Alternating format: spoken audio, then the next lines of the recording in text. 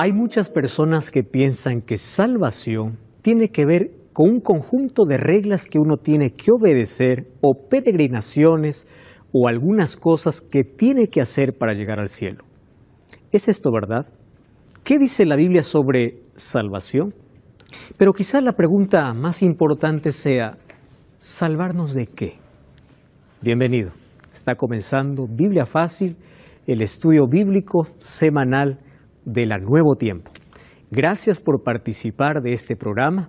Hoy estamos en familia, como siempre, para poder abrir la palabra de Dios y encontrar en cada semana un estudio importante que no solamente enriquece nuestra vida espiritual, sino que nos presenta un cuadro completo sobre la salvación. Esta es ya la segunda lección de esta nueva temporada y ya sabes que en el capítulo anterior te presentamos los participantes de esta temporada. Tenemos aquí representantes de Argentina, de Uruguay, de Paraguay y Bolivia. ¿Es así? Bienvenidos una vez más. Qué bueno es que podamos estar juntos, agradeciendo a Dios por la oportunidad que tenemos de poder comprender temas que enriquecen nuestra vida, pero sobre todo que nos muestran un plan que todos tenemos que conocer, el plan de salvación. Y hablando de plan de salvación, ¿qué es salvación? La palabra salvación parece que hoy importa más al mundo cristiano, cuando debiera importar a toda la humanidad. Salvación involucra no solamente una eternidad con Jesús, salvación involucra calidad de vida en el presente. Cuando hablamos de salvación no estamos hablando de algo futuro, estamos hablando de algo presente. Entonces, tiene que llamar la atención o el interés de toda la humanidad. Mas, ¿por qué la gente no está interesada en salvación? Por dos razones. La primera, porque no sabe qué es salvación. No sabe. Aquel que no entiende, no sabe qué cosa es, no le interesa. Y la segunda es porque el mundo está tan envuelto en diversión que la palabra salvación parece que no es moda para nuestro vocabulario. Es mejor diversión y otras cosas que pueden entretenernos. Sin embargo, también puedo decir que hay una tercera razón. El ser humano no sabe cuál es su condición. Y aquel que no sabe que está enfermo no necesita de un médico. Para ir a un hospital hay que darse cuenta de la gravedad en la cual uno está. Para poder necesitar de Jesús tenemos que reconocer que realmente necesitamos. ¿Cómo voy a necesitar de Dios si no sé para qué lo necesito? Ese es el tema de hoy. Por eso estamos listos, todos con Biblia en mano, y estamos listos para poder iniciar nuestro segundo estudio, lo que Jesús enseñó sobre la salvación. Como siempre tenemos el hábito aquí de antes de abrir la palabra de Dios, buscar a Dios en oración. Oramos. Querido Dios, tenemos tu palabra. ¿Qué cosa es lo que Jesús enseñó sobre la salvación?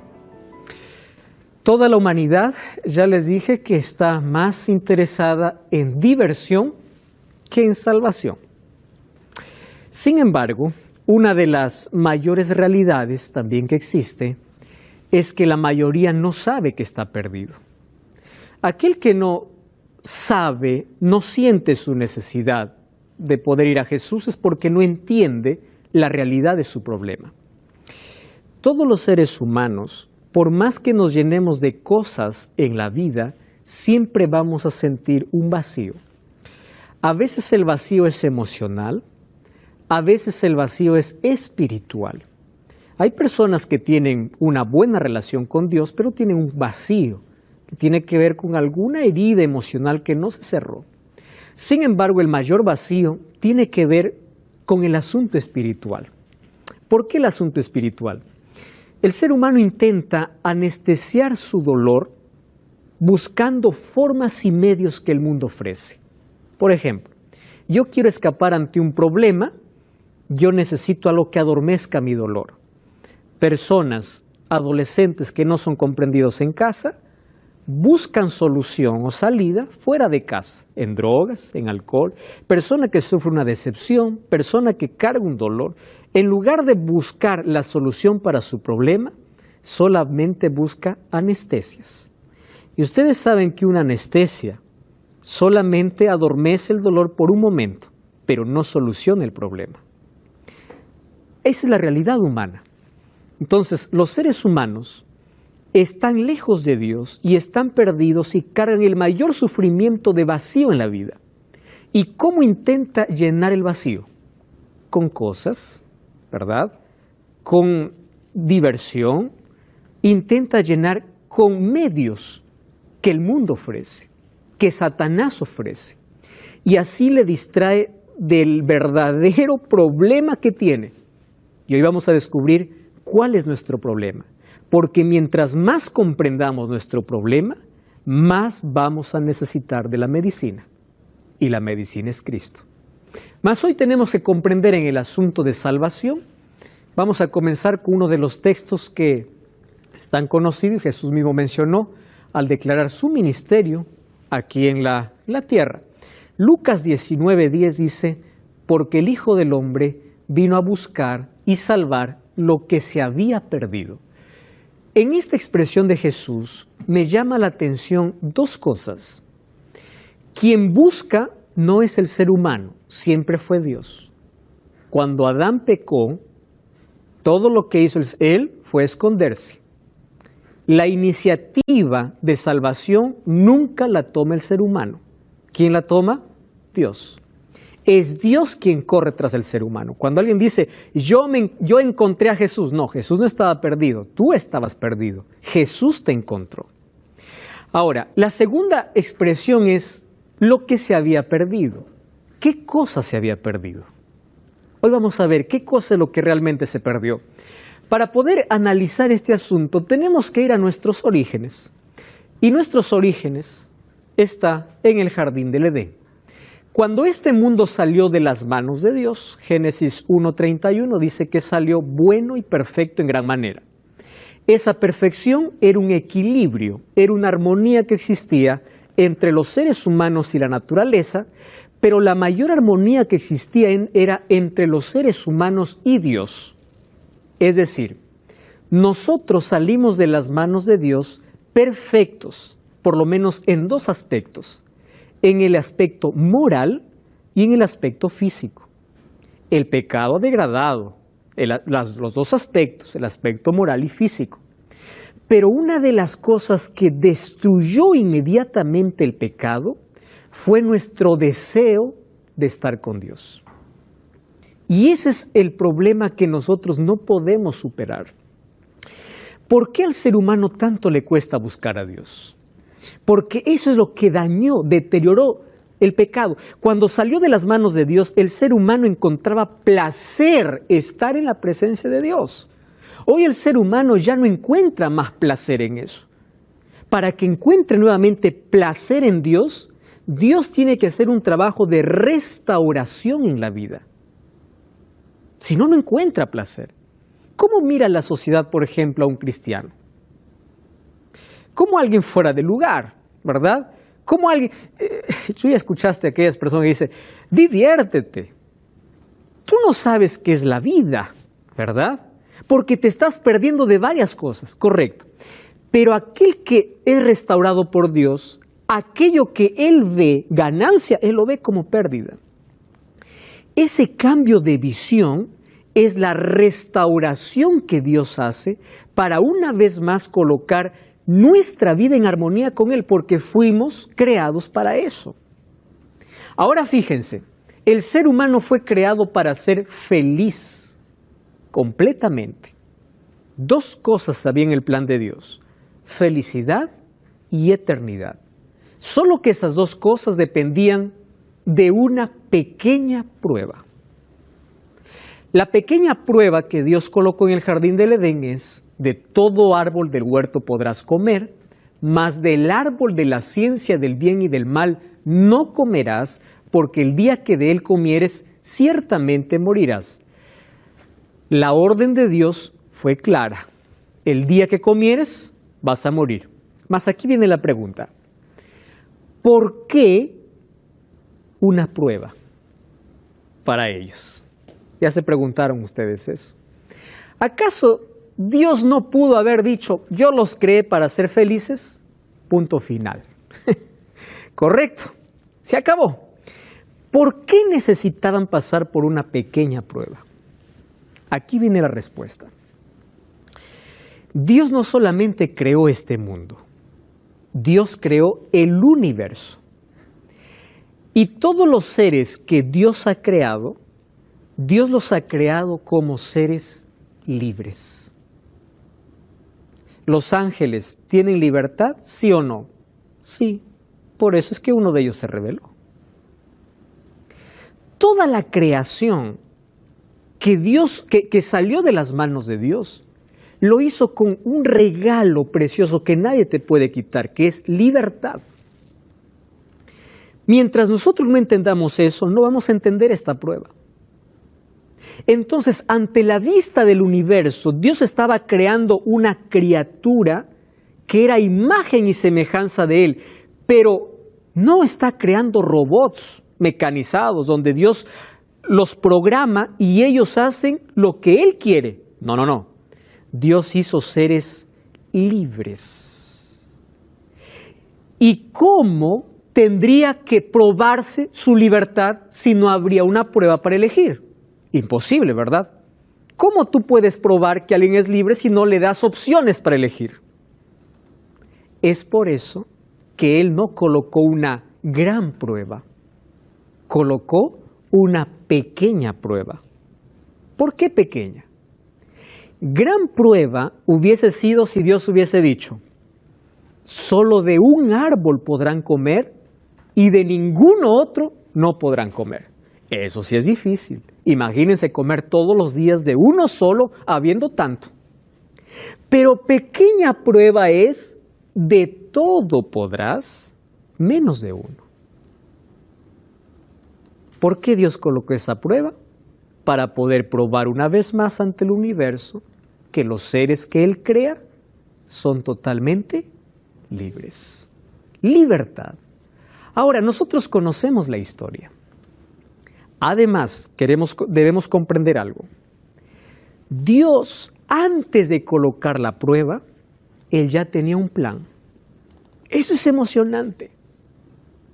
Y el plan era, si el hombre en su libertad decide el mal, ya hay una prueba de rescate o ya hay un plan de rescate. Hay una frase que me gusta que dice, antes de que Dios diga haya luz, primero en el cielo se dijo haya cruz. Porque una cruz ya estaba establecida para solucionar el problema del hombre si éste elegía mal. Ya había un plan antes de la caída. Esto quizá no podemos comprender, mas voy a ilustrar, quizá ni siquiera la ilustración nos pueda entender completamente el plan, pero por lo menos nos va a dar una pequeña idea. Cuando tú compras un carro, tú le pones un seguro. ¿Por qué le pones el seguro?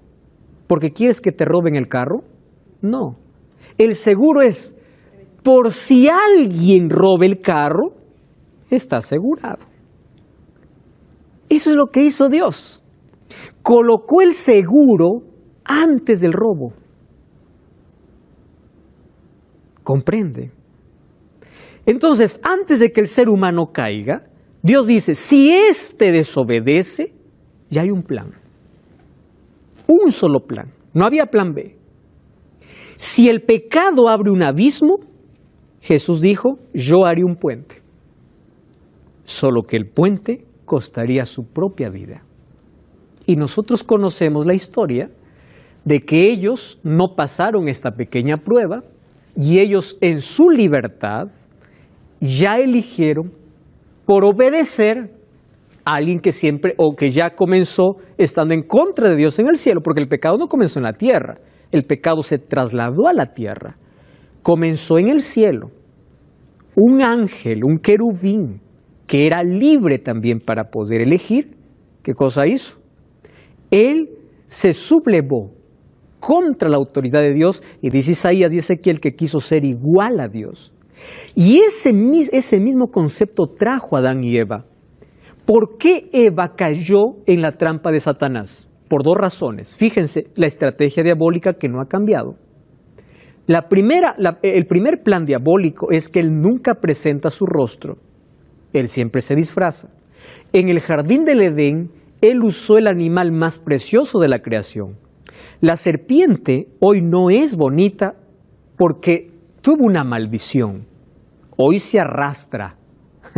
Es uno de los animales más detestables para miles de personas. Sin embargo, en la creación era el animal más hermoso.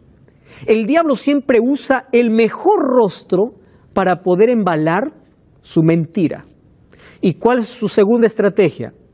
Ustedes van a ser como Dios. ¿Por qué fue lanzado del cielo Satanás? Porque él quiso ser como Dios. ¿Y qué cosa le dijo él a Adán y Eva? Ustedes serán como Dios. Es decir, Satanás estaba pasando su propuesta y ella lo aceptó. El pecado va más allá de un fruto. Es un concepto. Es irse en contra de su propio creador. Ir en contra de Dios mismo. Ahora fíjense, el diablo utilizó un disfraz. Ahora, cuando cayeron nuestros primeros padres, que son Adán y Eva, Dios pudo haber hecho tres cosas. ¿De acuerdo? Présteme atención aquí. Tres cosas. Primero, Dios hubiese dicho, anulo la ley y no hay pecado. ¿Pudo haber hecho? Sí. Hubiese dicho, ya está bien. ¿Qué importa si comen? Yo anulo lo que dije. Si él hubiese anulado su ley, entonces no hay culpa y no hay pecado.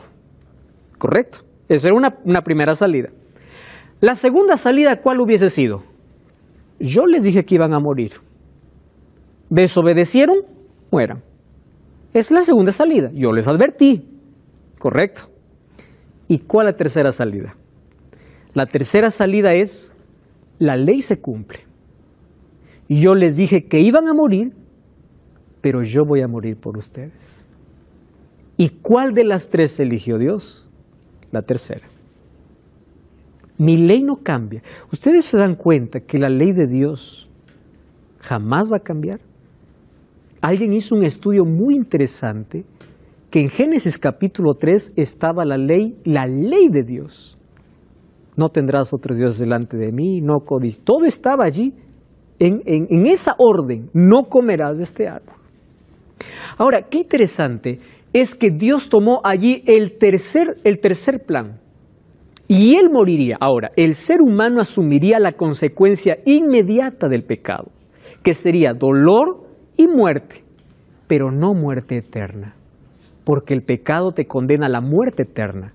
El plan de Dios no era salvarle al ser humano de la muerte como consecuencia inmediata, sino salvarlo ¿de qué? De la muerte eterna. ¿Qué cosa es muerte eterna?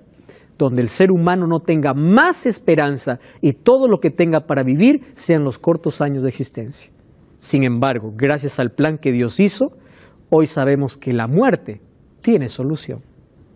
Porque para el cristiano o para aquel que cree en Jesús, la muerte no es un punto final, es apenas una pausa. Ahora fíjense, ¿qué hizo Jesús? En el mismo capítulo 3 de Génesis, en el mismo capítulo donde la desgracia entra, aparece la gracia de Cristo. A mí me encanta leer el capítulo 3, no por la caída, sino ¿saben por qué? Porque ante la desgracia del ser humano, aparece la gracia de Cristo. Porque ella tenía un plan cuando les junta allí a la serpiente, a Adán y a Eva, ahí llama un juicio.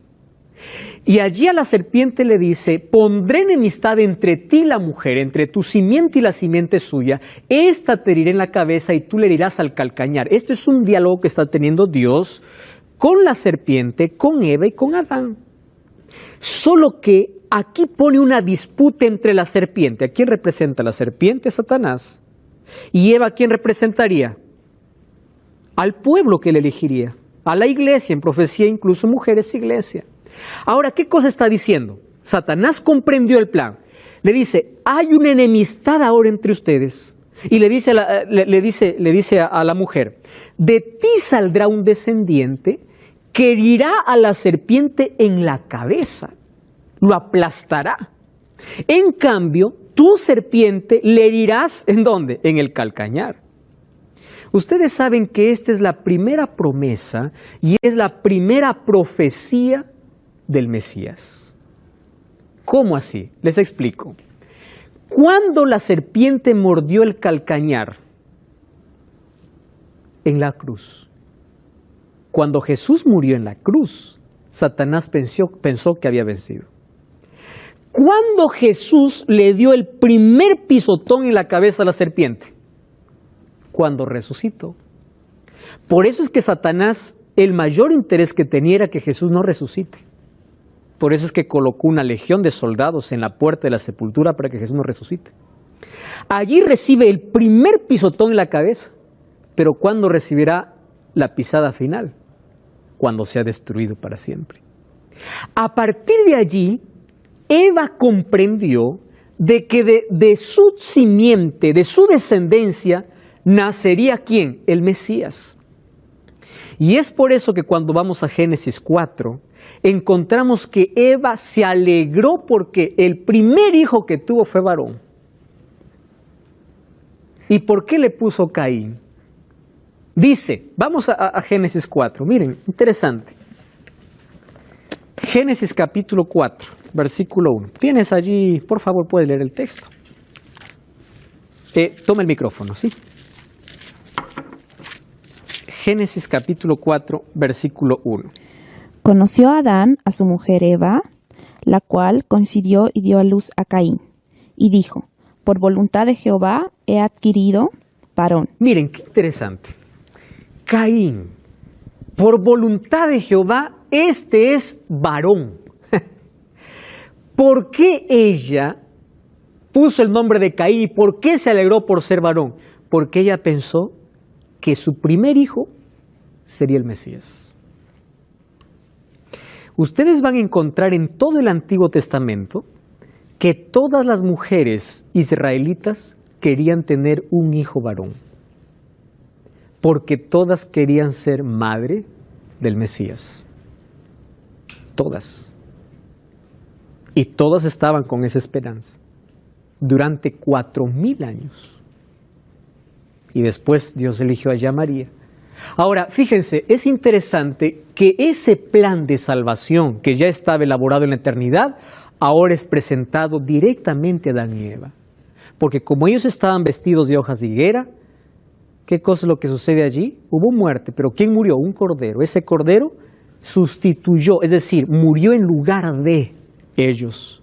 Y con la piel de ese cordero se hicieron nuevos vestidos.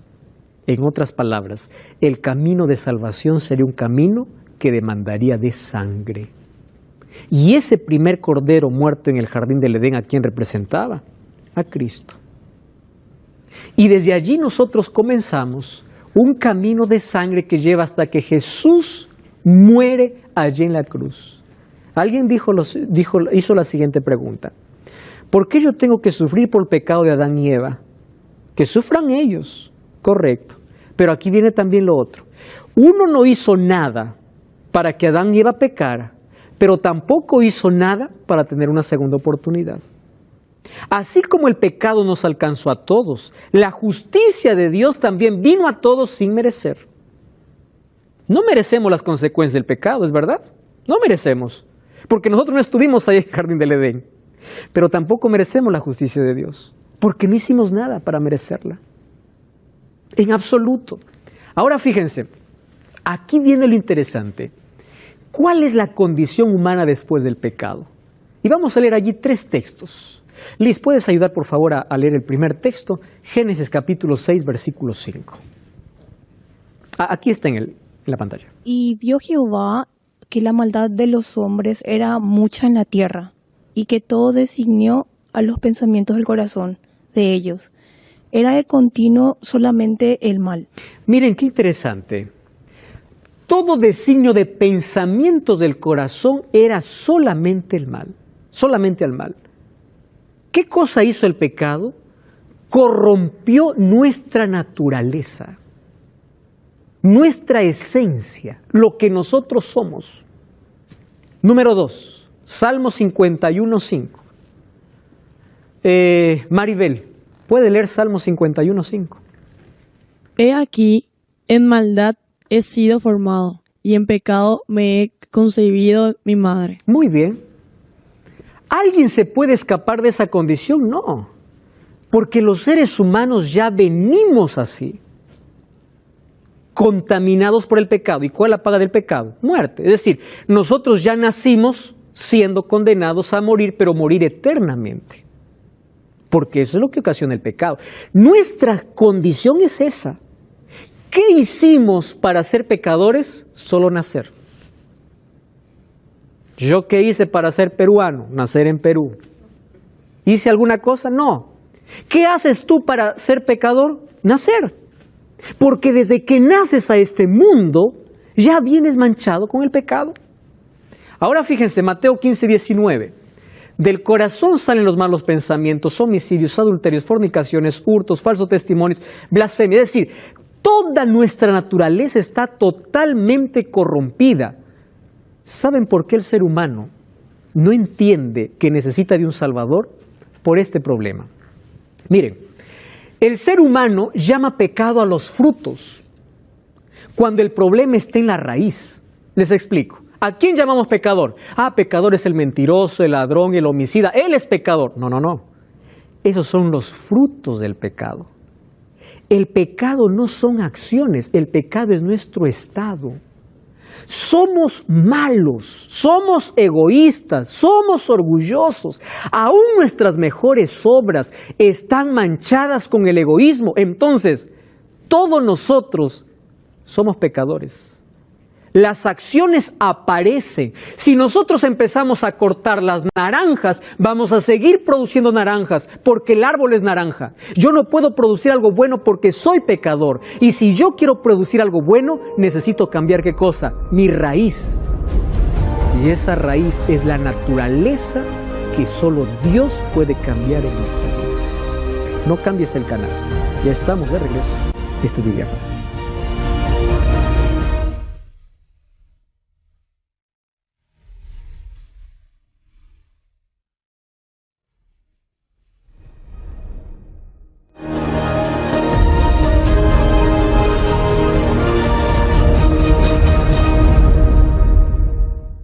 Y estamos de regreso, esto es Biblia Fácil. Ya sabes que nosotros preparamos un material donde está todo el contenido que estamos nosotros aquí hablando en esta temporada. Es un curso totalmente gratis para ti. Lo tengo aquí en mano y puedes solicitarlo ahora a través de nuestro número de WhatsApp.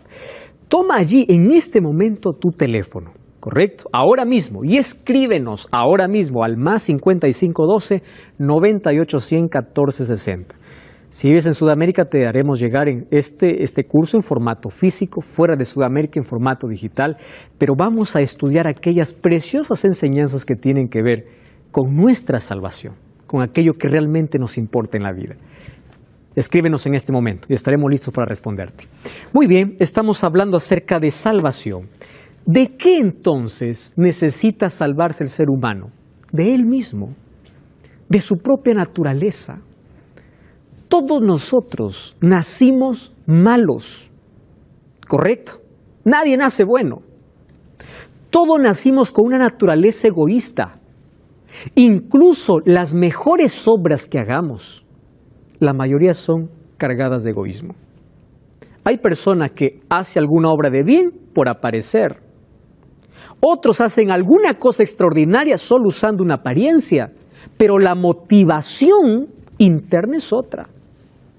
Nuestra raíz, es decir, el pecado está encarnado. Yo no sé si pueden comprender esta situación. Más antes, hace algunos años, yo sufría de un uñero en el pie. Qué doloroso es cuando la uña se encarna.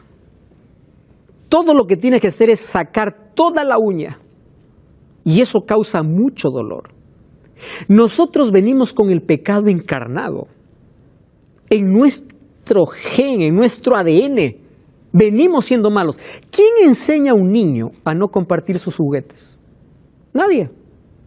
¿Quién le enseña a un niño a mentir? No hay una madre que dice, primera lección, hoy te voy a enseñar cómo mentir. Nadie. ¿Cómo aprendemos el mal? Está dentro. Pero nosotros luchamos ¿contra qué? Yo estoy luchando contra el pecado. ¿A qué llamas pecado? Pecado es matar, robar. Tú ya te diste cuenta que hay personas que dicen, yo soy bueno. ¿Por qué? Yo no mato, no robo, no adultero, no fornico. Yo soy bueno. Porque no sabe que la condición pecaminosa no son las acciones, es lo que tiene dentro. Por eso Jesús dijo a los fariseos, ustedes son sepulcros blanqueados, porque por afuera parecen lindos, pero por adentro están podridos. Esa es nuestra condición. Entonces, cuando uno lucha con el pecado, contra una acción, deje de luchar por cortar las naranjas y vaya a la raíz. Y el único que puede cambiar nuestra raíz para dejar de producir eso es Dios. Hay una frase que me gusta, dice así, la naturaleza forma, la escuela nos informa, el pecado nos deforma, pero Cristo nos transforma.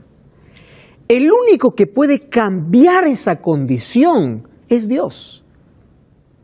Por eso es que necesitamos de Jesús como nuestro Salvador. Miren lo que dice el libro de Jeremías, capítulo 13, versículo 23. ¿Mudará el etíope su piel y el leopardo sus manchas? ¿Ustedes podrán hacer el bien cuando están habituados a hacer el mal? Imposible. Entonces, naturalmente, por más obras buenas que hagamos, estamos perdidos. Por eso es que nuestra única salvación no depende de lo que hagamos, sino de qué. Depende de Cristo, de si aceptamos a Cristo o no. Uno puede hacer cosas buenas y si está sin Cristo está perdido. Pero aquel que está con Cristo va a producir cosas buenas de manera natural.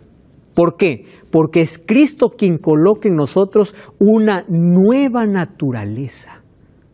¡Qué lindo! ¿Saben cuándo sucede eso? Cuando el ser humano reconoce su condición y dice, Señor, yo quiero cambiar. Yo acepto a Jesús. En ese momento, Dios coloca en ti otra naturaleza, que se llama naturaleza espiritual. Y dentro de ti comienza una pelea interna. Tú sabes que estás mal, quieres cambiar, y la naturaleza espiritual dice, lee la Biblia, ora. Y la naturaleza carnal dice, no, no lo hagas. Y una lucha interna. ¿Quién va a ganar? De acuerdo a la naturaleza que tú puedas alimentar más. Eso vamos a ver en la próxima lección cuando hablemos de santificación. Pero nosotros no podemos alcanzar la salvación porque somos esencialmente o en esencia malos. Por eso la salvación depende solamente de Cristo. Esa es la cosmovisión correcta. Según la filosofía, según la ciencia, tú puedes decir, tú eres una persona buena de acuerdo a tus acciones. Según la Biblia, todos somos malos. Nacimos malos. Y el único que puede transformar nuestra condición es Cristo. Venimos infectados por el mal, con una naturaleza que nos condena a la muerte. ¿Cuál fue el plan divino? El texto más lindo encontramos en el Evangelio es Juan 3:16. ¿Qué cosa dice Juan 3:16? Porque de tal manera amó Dios al mundo, que ha dado a su Hijo unigénito, para que todo aquel que en Él cree no se pierda, mas tenga vida eterna. ¿Por qué Cristo vino? ¿Recuerdan cómo ejemplificó su misión? Yo vine a buscar y salvar. Buscó al ser humano que estaba perdido. ¿Y cómo lo salva? Hay una palabra que me gusta. La palabra restaurar. Todo lo que el pecado nos quitó, Cristo vino a recuperar, a restaurar. Aquello que estaba hecho pedazos y quebrado, Cristo vino a juntar las piezas y a darnos esperanza. ¿Y saben cuándo comienza esa obra de restauración? Cuando permitimos a Cristo en nuestra vida. Por eso nunca podremos entender la salvación a menos que primero no veamos cuál es nuestra real condición. ¿Cuál es nuestra condición? Yo no soy salvo entonces por lo que hago.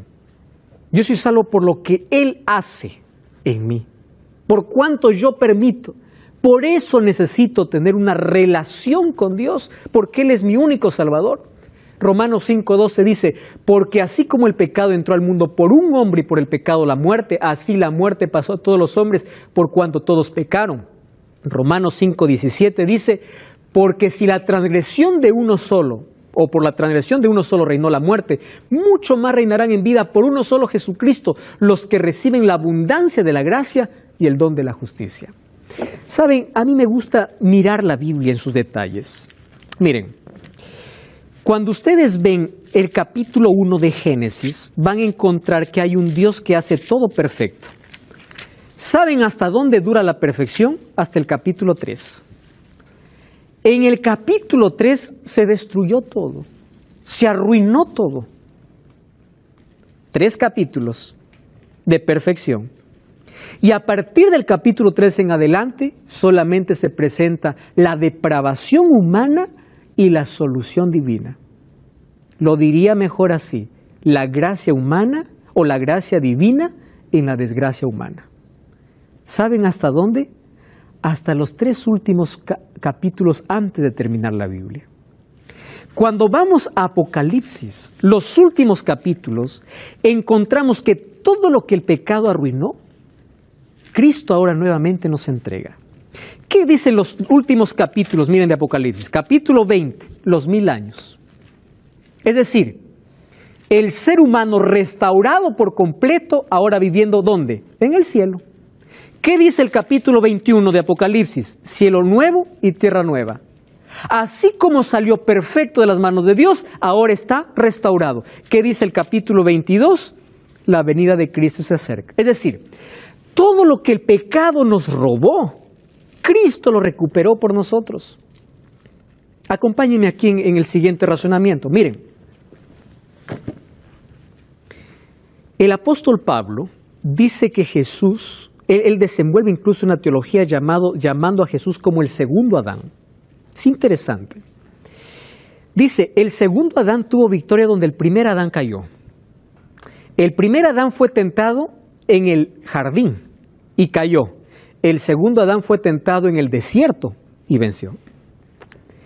El primer Adán, cuando cayó en pecado, perdió su hogar, perdió su inocencia. ¿Qué cosa más perdió? El árbol de la vida. Cuando el segundo Adán venció en él al pecado, restauró todo lo que en el primer Adán perdimos. ¿Qué cosa es lo que Cristo restauró? Nuestro hogar.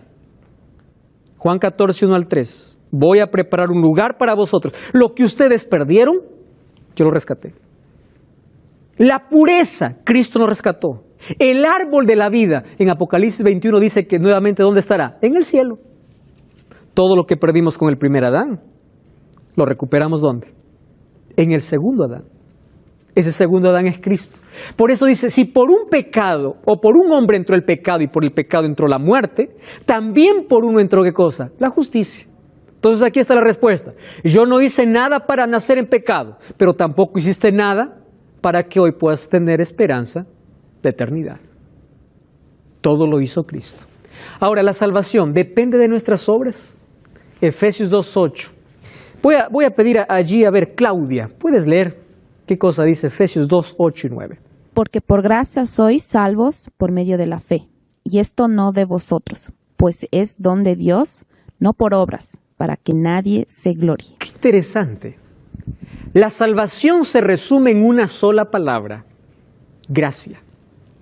¿Qué cosa es salvación? Gracia. ¿Qué cosa es gracia? Gracia es una palabra que no tiene un concepto humano. ¿Qué es gracia? Gracia es regalo. No, eso no es gracia. ¿Qué gracia? Es perdón. No, eso no es gracia.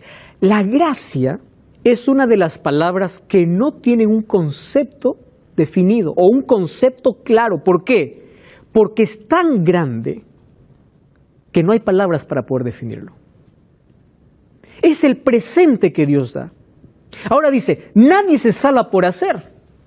Entonces aquel que dice, para salvarse hay que hacer peregrinaciones, hay que hacer esto, hay que lo otro, tienes que hacer sacrificios, para salvarte, para alcanzar la salvación, hay que cumplir reglas. No. Salvación es así, es gracia. Pastor, entonces ya no hay que ser obediente, no hay que guardar los mandamientos, no hay que... Espera un momento. Mira lo que dice allí Gálatas una vez, dice, el hombre no es justificado por las obras de la ley, sino por la fe en Jesucristo. Nosotros hemos creído en Jesús para ser justificados por la fe en Él, no por obras de la ley, por cuanto por las obras de la ley nadie es justificado. ¿El apóstol Pablo está atacando la ley? No, está explicando qué es gracia. Hay muchas personas que dicen, ustedes como adventistas dicen que para salvarse hay que guardar la ley. No, nosotros no decimos eso. Nosotros decimos así. La salvación es por gracia. Correcto. Los resultados de la gracia en la vida es la obediencia. Nadie llega al cielo haciendo. Llegamos por la gracia de Dios. Pero aquel que recibe la gracia de Dios pone su vida en armonía con la voluntad de Dios. Y allí viene el segundo elemento. El ser humano es salvo por gracia y por fe. Y la fe es activa. Fe y gracia. Lo vamos a entender mejor aquí en una ilustración. Miren, si no somos salvos por la gracia, ¿cuál es el valor de las obras? Aquí viene. Porque somos hechura suya, dice Efesios 2:10, creados en Cristo Jesús para buenas obras, las cuales Dios preparó de antemano para que anduviésemos en ellas. Es decir, las obras aparecen de manera natural en aquel que recibe la gracia de Dios. Por eso es que en Mateo 25, cuando Jesús dice, tuve hambre, me dices de comer, tuve sed, me dices de beber, ellos dirán, Señor, ¿cuándo fue eso? Ellos ni siquiera se acuerdan. ¿Saben por qué no se acuerdan? Porque ellos nunca imaginaron que por obras se salvan. Las obras fueron de manera natural. Totalmente natural. La obediencia a la ley de Dios, la obediencia a la palabra de Dios tiene que ser el resultado. Es decir, la obediencia no es la causa de la salvación, sino la consecuencia, el resultado. La causa de nuestra salvación, ¿quién es? Es Cristo.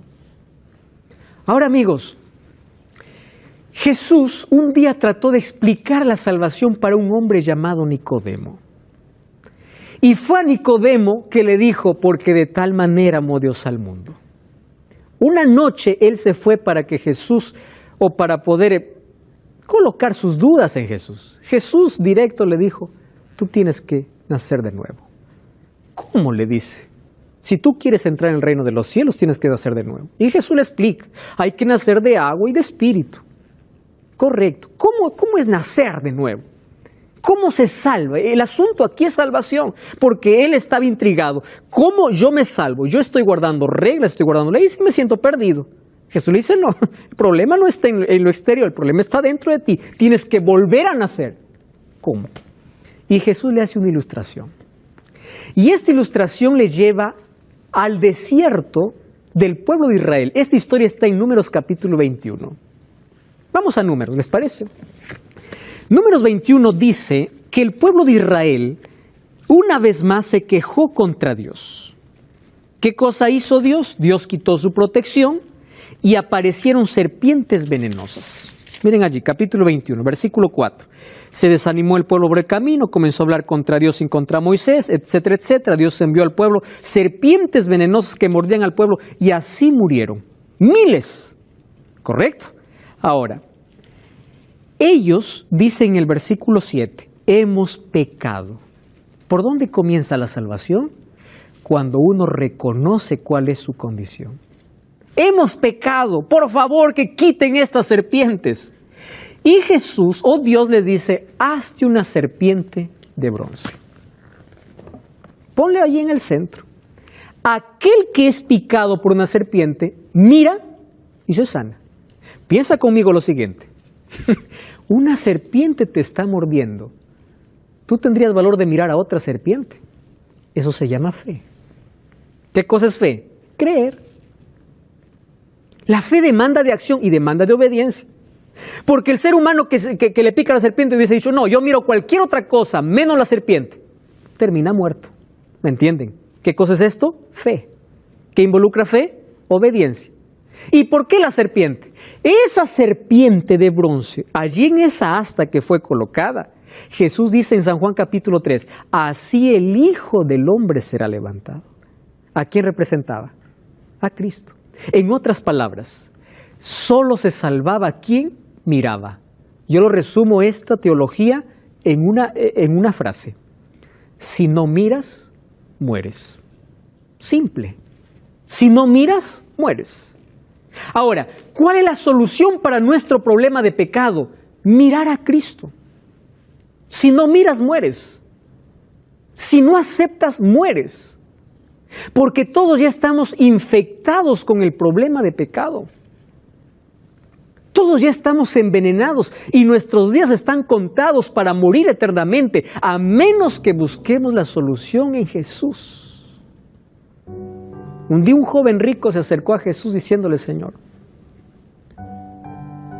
¿qué hago para heredar la vida eterna? Jesús le dice: guarda los mandamientos. ¿Qué importancia tienen los mandamientos? Porque los mandamientos no salvan, pero son la evidencia de alguien que ya es salvo. Y él le dice: Señor, yo guardé esto desde mi juventud. ¿Qué le dice Jesús? Una cosa te falta. Vende todo lo que tienes y sígueme. ¿Jesús está queriendo que uno venda todo y podamos seguir a Jesús en la miseria? No. ¿Por qué Jesús le dijo esto al joven rico? Porque para él las riquezas estaban por encima de su relación con Dios. La palabra clave, ¿cuál es? Sígueme. Entonces, si nosotros queremos salvación, en estas dos ilustraciones entendemos que, primero, salvación es mirar a Jesús todos los días, relacionarse con Jesús, entregar la vida a Jesús. Y Él va a ir cambiando nuestra naturaleza de pecado. Él va a ir transformando nuestra vida. Y número dos, yo tengo que seguir a Jesús. Seguirlo por fe, aceptarlo por fe. Y cuando yo sigo a Jesús, Él coloca su palabra en mi corazón, coloca su ley en mi vida y yo hago obras buenas, no para salvarme, sino que son el resultado de mi relación con Dios. Eso es salvación. Por eso Hechos 4:12 dice que no hay en ningún otro hay salvación, si no es en Cristo. No podemos hablar de salvación sin Jesús. 1 Pedro 2:24 dice: Él llevó nuestros pecados en su cuerpo sobre el madero, para que nosotros, estando muertos a los pecados, vivamos a la justicia, y por su herida fuimos sanados. 700 años atrás el profeta Isaías, en Isaías 53, ya decía que alguien moriría por nuestros pecados y por esa herida nosotros seríamos sanados. Por eso en el libro de Juan capítulo 12, versículo 32, Jesús dijo así: cuando yo fuere levantado de la tierra, a todos atraeré a mí mismo. Saben, amigos, la cruz se levantó para ser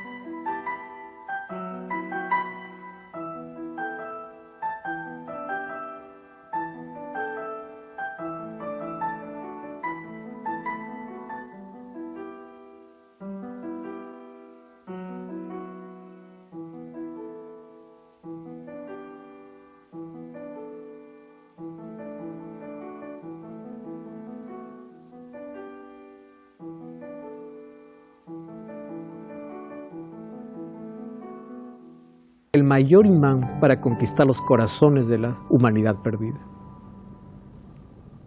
Y ese imán está tratando de llamar tu atención. Hoy te quedaste mirando un programa completo. Yo no sé cuál es el dolor que estás pasando, la situación que estás viviendo. Pero Jesús te dice, mírame a mí. Yo tengo la respuesta.